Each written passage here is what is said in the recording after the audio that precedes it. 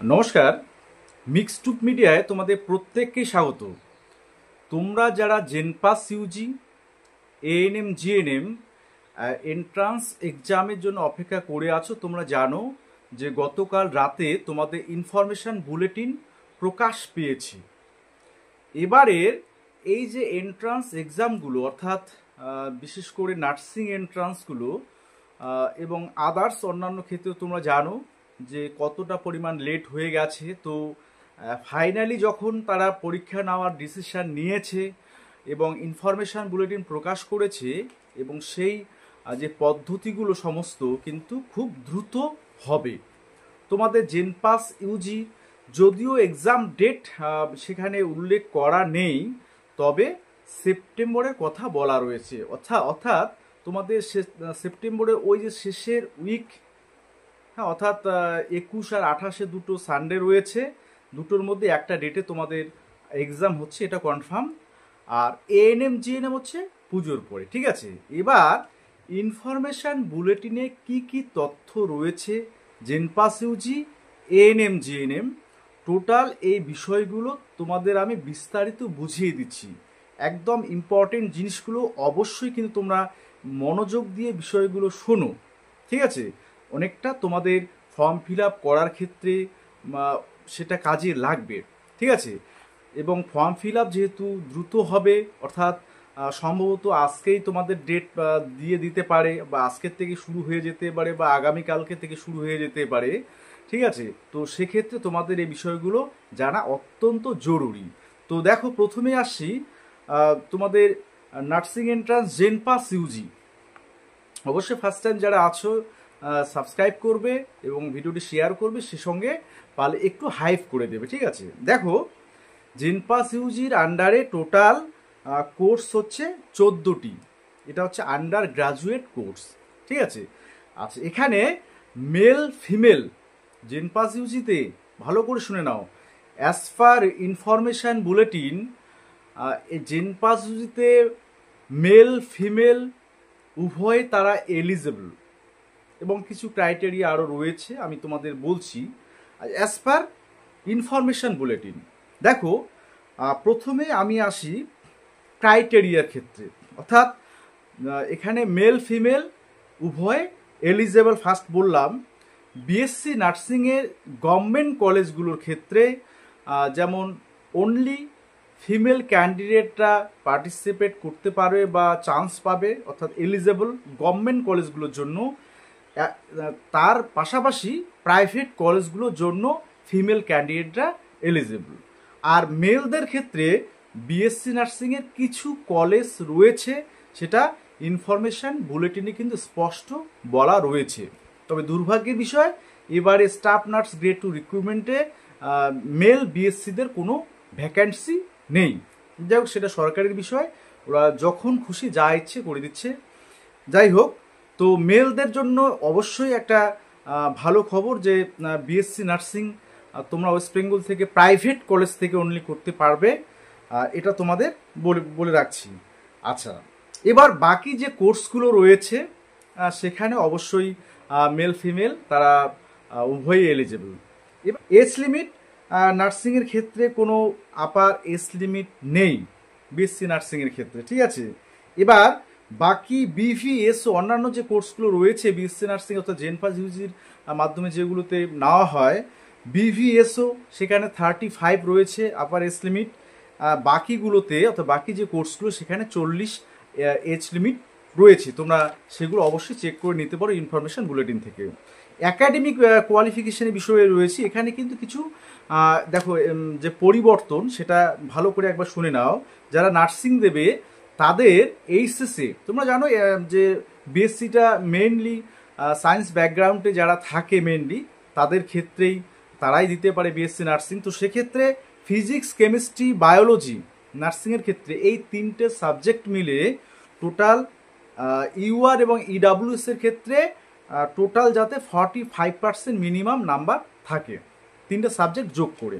আচ্ছা, বাকিদের অর্থাৎ যে রিজার্ভেশন ক্যাটাগরিতে বাকি যারা রয়েছে তাদের 40% এই তিনটা সাবজেক্টে যোগ করে 40% যাতে নাম্বার তারা পায়, ঠিক আছে।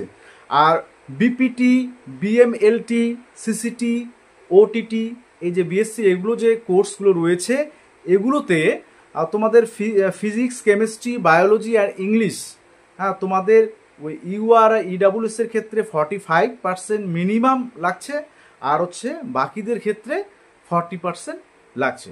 ঠিক আছে, এটা মিনিমাম কোয়ালিফিকেশান। এই সাবজেক্টগুলোর নাম্বারগুলো যোগ করে টোটাল যে পার্সেন্টেজটা হবে আর কি, শুধুমাত্র এই রেসপেক্টিভ সাবজেক্টগুলোর ক্ষেত্রেই। আচ্ছা, বিভিএসও যারা এই পোস্টে অ্যাপ্লাই করবে বা এই কোর্সটা করতে চাও বিএসসির ক্ষেত্রে, তাদের physics, chemistry, biology, math, English total 50% UR এর ক্ষেত্রে লাগছে, ইউআর ইডাব্লিউএস এর ক্ষেত্রে, আর 40% বাকিদের ক্ষেত্রে লাগছে।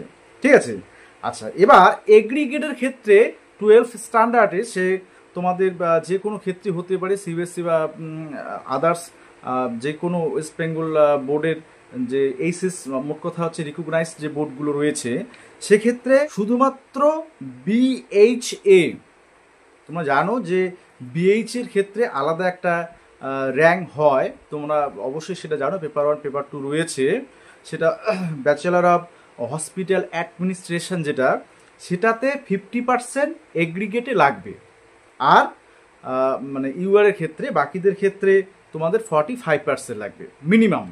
ঠিক আছে, শুধুমাত্র বিএইচএ এই কোর্সটি যারা করতে চাও। আচ্ছা, এটা পেপার 2তে যারা দেবে তারা। এবার বাকিগুলো তো বলে দিলাম যে বাকিগুলোতে অ্যাগ্রিগেটে কোনো কিন্তু নম্বরের বিষয় নেই, টোটাল এগ্রিগেটের ক্ষেত্রে। আচ্ছা, এবার যে র্যাঙ্কিং, অর্থাৎ তোমরা জানো যে র্যাঙ্ক বিএসসি নার্সিংয়ের ক্ষেত্রে অর্থাৎ জেনপাস ইউজির ক্ষেত্রে র্যাঙ্কটা হয় মেনলি 3 ধরনের। একটা জিএমআর, সেটা সবারই থাকে, হ্যাঁ, জেনারেল মেরিট র্যাঙ্ক। একটা ক্যাটাগরি র্যাঙ্ক, যারা বিভিন্ন ক্যাটাগরিতে আছো তাদের ক্যাটাগরি র্যাঙ্ক থাকবে। আবার হচ্ছে বিএমআর এর জন্য বিএইচএ, হ্যাঁ, তো বিএইচএ যে কোর্সের জন্য সেটা বিএমআর র্যাঙ্ক থাকে। ঠিক আছে, আচ্ছা ফিস কত লাগবে?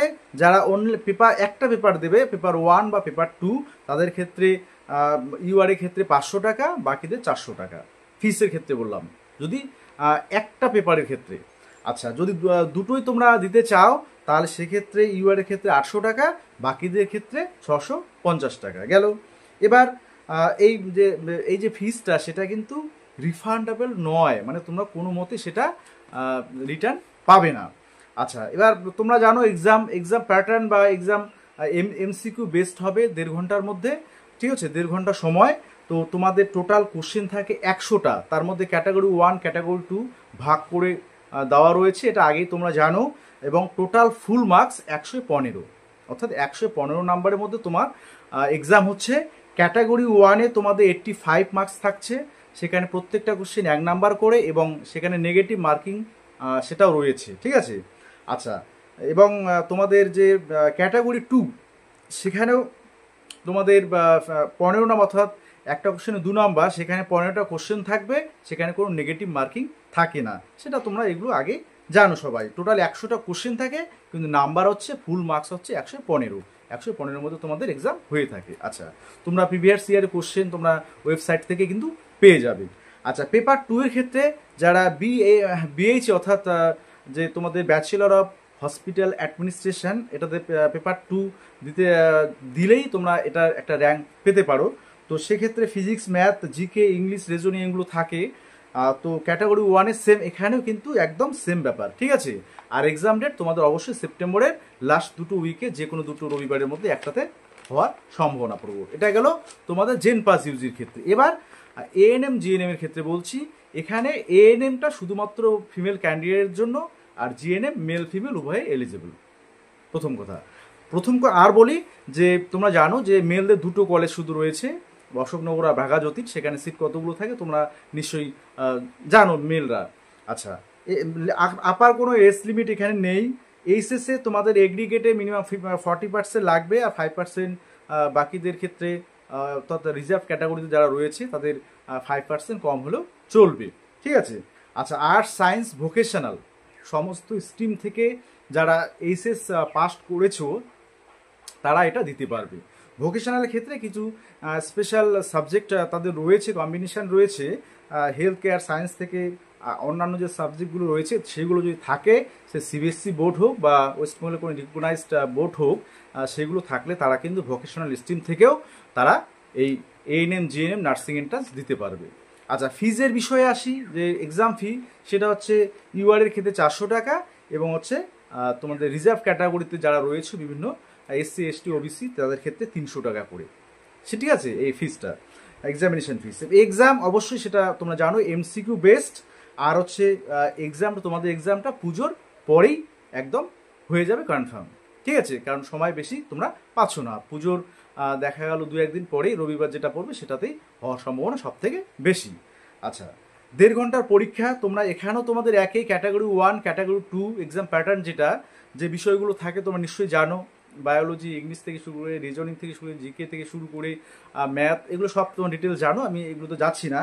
তো ক্যাটাগরি 1-এ নেগেটিভ মার্কিং রয়েছে, অর্থাৎ 4টা উত্তর যদি তোমরা ভুল দাও তাহলে 1 নম্বর কাটা যাবে।